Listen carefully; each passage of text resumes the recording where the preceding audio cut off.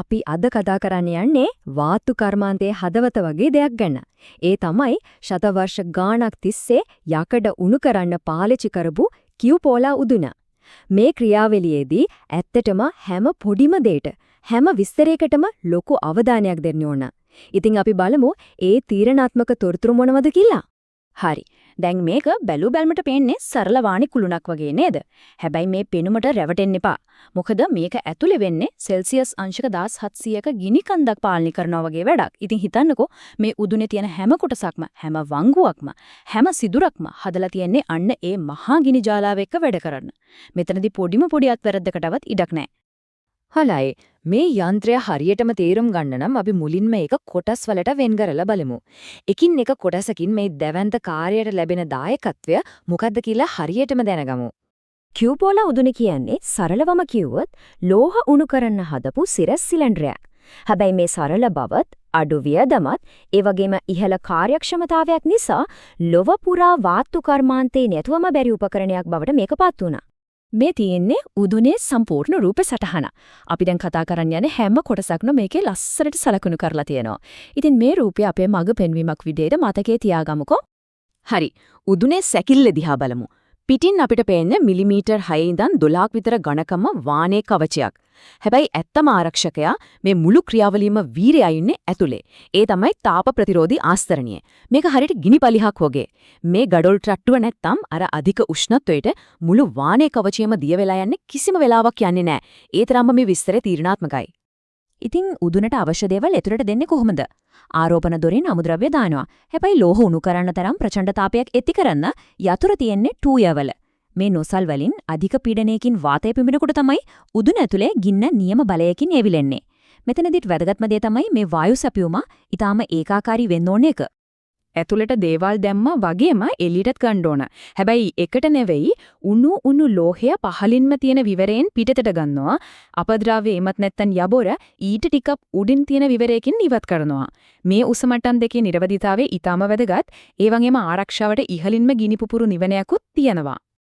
දැන් අපි උදුනේ භෞතික කොටස් ගැන දන්නවනේ. එහෙනම් ඊළඟට යමු උදුන ඇතුළේට.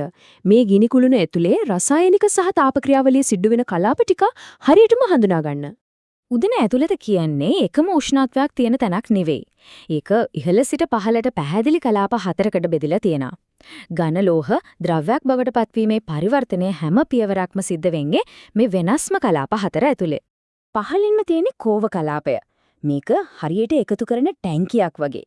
ඉහළ කලාපවලදී උණු වෙලා පහළට ගලන පිරිසිදු ද්‍රව ලෝහය පිටට ගන්නකල් එකතු වෙලා තියෙන්නේ මෙන්න මෙතන. මෙන්න මුළු මෙහෙයුමේම හදවත. ද්‍රවාංග කලාපය. නමිතියේම වගේම නියම දියවීම සිද්ධ වෙන්නේ මෙතන. ට්‍රිය වලින් එන වාතය නිසා කෝක් උපරිමයෙන් දැවිලා අවශ්‍ය දැවැන්ත තාපය ජනනය කරන්නේ මේ කලාපයේදී තමයි. අපි දැවැන්ත තාපයක් කිව්වට කොච්චරක්ද? සෙල්සියස් අංශක 1700ක්. මේ උෂ්ණත්වය පවත්වා ගැනීම තමයි සාර්ථක ප්‍රතිඵලයක් ලබා ගන්න තියෙන ප්‍රධානම රහස. මේකෙන් පේන්නේ මේ උදුනේ තියෙන සැලසුමේ කාර්යක්ෂමතාවය. පහළ ද්‍රවාංක කලාපයෙන් ඉහළට යන අධික තාපය නිකරුණේ අපතේ යවන්නේ නැහැ. ඒ තාපය පාවිච්චි කරලා අලුතින් දාපු අමුද්‍රව්‍ය ටිකක් රත් කරනවා. මේකෙන් දියවීමේ ක්‍රියාවලිය ඉක්මන් වෙනවා, ඉන්ධනත් ඉතිරි වෙනවා. ඉහළින්ම තියෙන චිමිනි කලාපය සරලවම කිව්වොත් උදුනේ දුම් කවුලුය. දහන ක්‍රියාවලියෙන් පස්සේ ඉතිරි වෙන අනවශ්‍ය වායු සියලුම පරිසරයට මුදා හරින්නේ මේ හරහා තමයි. හරි. අපි උදුනේ ව්‍යුහය දන්නවා, ඇතුලේ කලාප ගැනත් දන්නවා. දැන් බලමු මේක පණ ගන්වලා වෙඩේ පටන් ගන්න කොහොමද කියලා. මේකත් ඊටාම නිර්වද පියවර අනුගමනය කළ යුතු ක්‍රියාවලියක්. මේ ක්‍රියාවලිය පටන් ගන්නෙම පිරිසිදු කිරීමෙන්.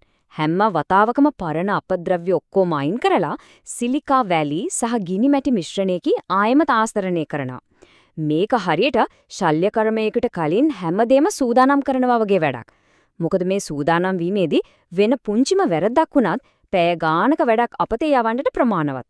අමුද්‍රව්‍ය උදුනට දාන්නේ නිකම්ම නෙවෙයි. හරියට කේක් එකක ස්තරය වගේ කෝක් තට්ටුවක්, ඊට උඩින් හුණුගල් තට්ටුවක්, ඊට උඩින් ලෝහ තට්ටුවක් විදියට මාරුවෙන් මාරුවට තමයි පුරවන්නේ. මේ හැම ස්තරයකම බර ඊටාම නිවැරදිව කිරලා මැනලා තමයි දාන්නේ. ඒ අනුපාතය වරදුනොත් අවසන් නිෂ්පාදනයේ ගුණාත්මක බාධයට ඍජුවම බලපානවා. හොඳයි. අපි දැන් මේ තාක්ෂණය හොඳ නරක දෙපැත්තම සමබරව විමසා බලමු.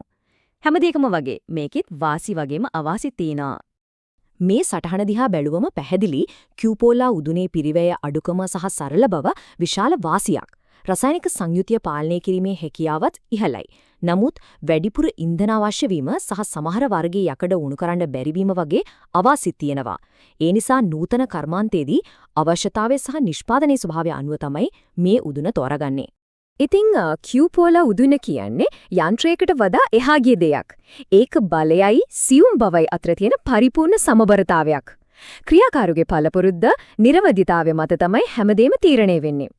හැම දෙයක්ම බොත්තමකින් පාලනය වෙන අද වගේ යුගයක මෙවැනි අත්දැකීම මත පදනම් වූ ශිල්පීය ක්‍රමයකට තවමත් ඉඩක් තියෙනවද?